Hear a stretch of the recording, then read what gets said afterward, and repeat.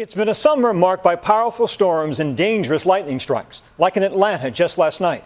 It's always best to get indoors, but lightning can follow you inside and do just as much damage if you're not careful.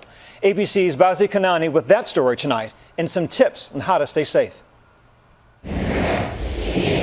Lightning strikes Atlanta.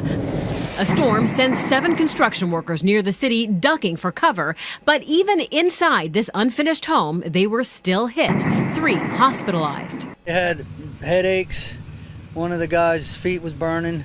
The other guy had pretty good burns on his hands. Also near Atlanta, it happened to 7-year-old Sebastian Sedano and his mother this summer. They thought they were protected watching a lightning storm from inside near a window. We're standing at the bay window, and then all of a sudden we hear this big croosh, and it blew both of us back. Both of our hands went to our ears, and all I could see was my son on the ground, and his foot was smoking.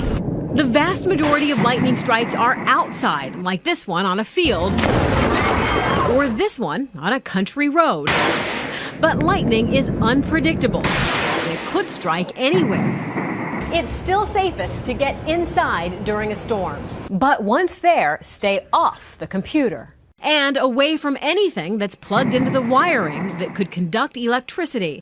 Stay out of the kitchen and bathroom because water is also a conductor. You don't want to be taking a shower. You don't want to be washing dishes. And stay near the center of the room as far as possible from doors and windows.